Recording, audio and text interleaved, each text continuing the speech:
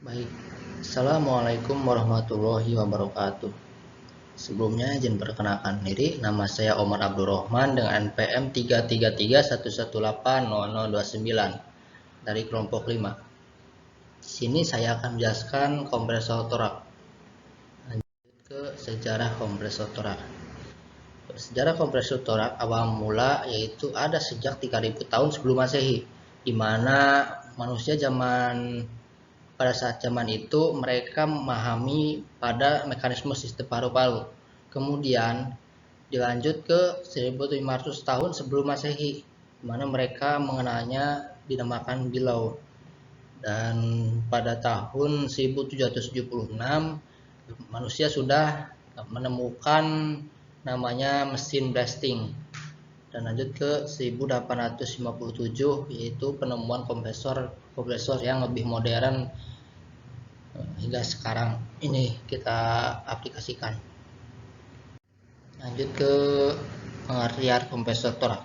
Kompresor merupakan sebuah alat yang menghasilkan udara bertekanan. Sumber energi dari kompresor bisa berasal dari listrik maupun bahan bakar. Kompresor sering kita jumpai di bengkel mobil atau sepeda motor, industri tekstil, dan lain-lain. Nah, ini adalah kedua gambar yang ada di sini adalah kompresor.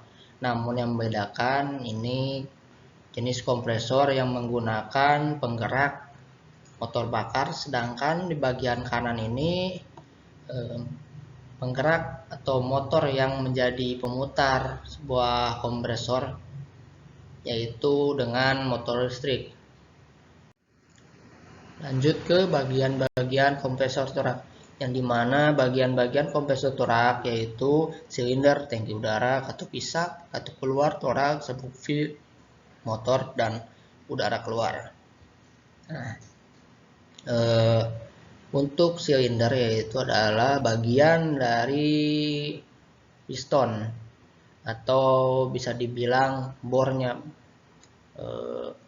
boringnya. Sedangkan katup isap adalah bagian katup untuk melakukan penghisapan udara. Jadi katup isap itu dia membuka pada saat piston bergerak ke bawah, dia menghisap udara, kemudian katup keluar dia akan membuka ketika piston bergerak ke atas, katup keluar membuka sehingga udara akan dikeluarkan menuju tangki udara dan ditampung dalam tangki udara. Sedangkan torak adalah alat untuk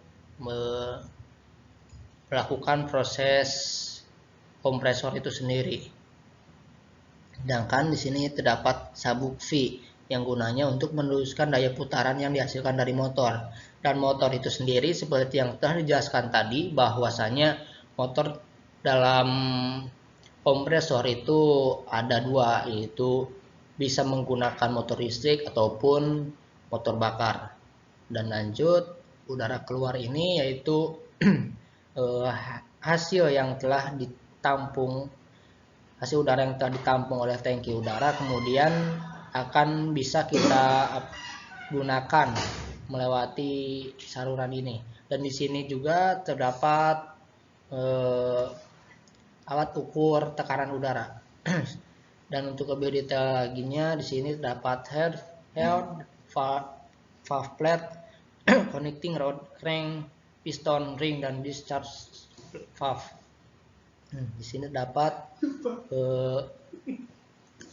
katup masuk udara.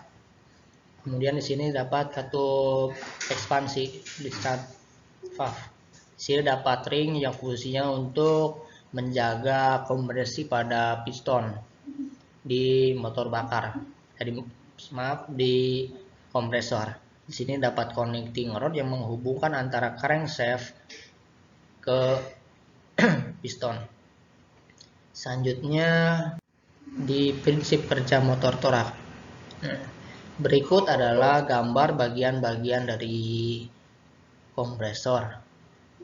Nah, prinsip kerjanya yaitu saya ambil dari jenis kompresor dengan pemutarnya menggunakan motor listrik. Sini dapat listrik mengalirkan ke alat yang dimana alat ini adalah alat otomatisasi agar ketika pada saat tekanan udara mencapai batasnya, dia akan menutup sehingga saklar akan memutuskan aliran listrik yang diberikan kepada motor listrik tersebut, sehingga dia akan otomatis mati sendiri. Kemudian di sini terdapat motor listrik yang fungsinya untuk memberikan daya putar, dan tadi di sini ada belt yang fungsinya untuk menyalurkan daya putar ke kompresor. Kompresor kemudian dia mengompres udara, dan pertama udara itu kan ditarik oleh piston melewati katup masuk. Kemudian setelah masuk ke cylinder head, kemudian dia akan dikompresikan dan akan dibuang kemudian akan masuk ke penampungan tangki udara ini. Lanjut ke langkah kerja kompresor torak. Nah, untuk langkah kerja kompresor torak yaitu ada langkah kompresi dan langkah ekspansi. Yang untuk langkah kompresi yaitu ketika dia menyentuh tengah-tengah, yang dimana kondisi katup masuk dan katup ekspansi itu menutup.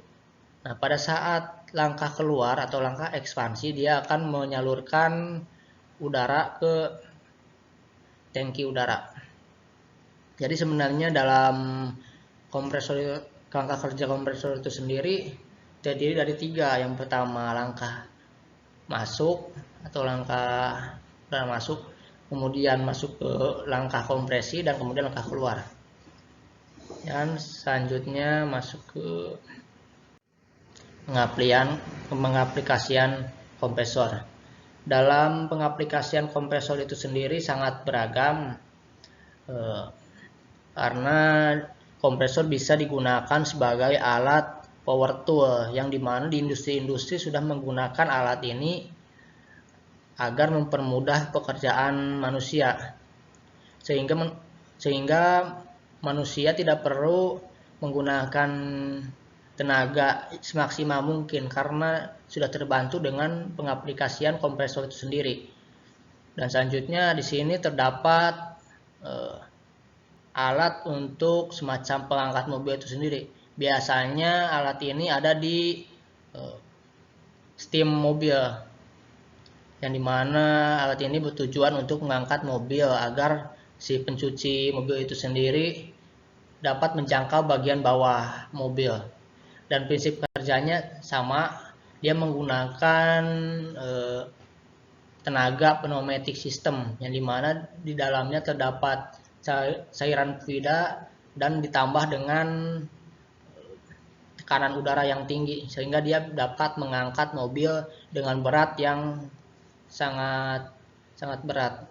Dan kemudian di bagian kanan ada bagian pintu belakang pesawat, atau sering disebut sebagai up door dan ram door. Nah, pada prinsipnya pesawat ini salah satunya menggunakan tenaga pneumatic system, yang dimana pneumatic system itu sendiri dapat digunakan untuk membuka pintu belakang pesawat yang terdiri dari 2, yaitu up door dan ram door. Ya, cukup sekian presentasi dari saya, kurang lebihnya mohon maaf. Wabillahi taufiq wal hidayah. Wassalamualaikum warahmatullahi wabarakatuh.